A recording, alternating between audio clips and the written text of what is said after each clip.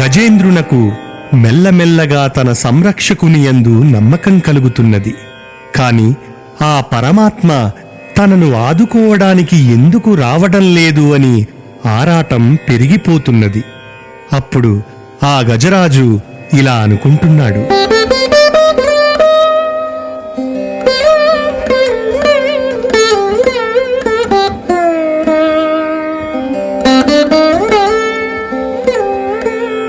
కలుగడే నా పాలి కలిమి సందేహింప, కలిమిలేములు లేకగలుగువాడు.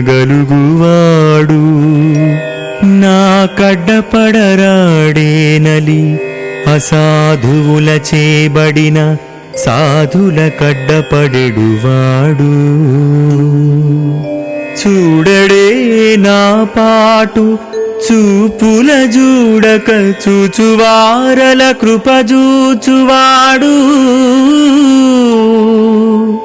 లీలతో నా మొరాలింపడే మొరగుల మొరలెరుంగుచు దన్ను మొరగువాడు. అఖిల రూపులు తన రూపమైన వాడు. ఆది మధ్యాంతములు లేకాడరువాడు.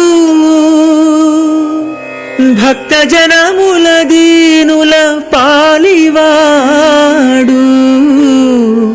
వినడే చూడడే తలపడే వేగరాడే.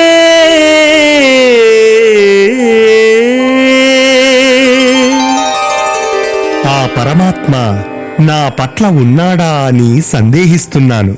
నిజానికి ఆయనకు ఉండటము లేకుండటమూ లేదు. మరి వచ్చి నన్ను రక్షింపడెందుకు? ఇతరులను పీడించడమే శీలమైన వారి పాలపడిన సజ్జనులకు అడ్డంగా నిలిచి రక్షించే స్వామి నాకు అడ్డపడరా?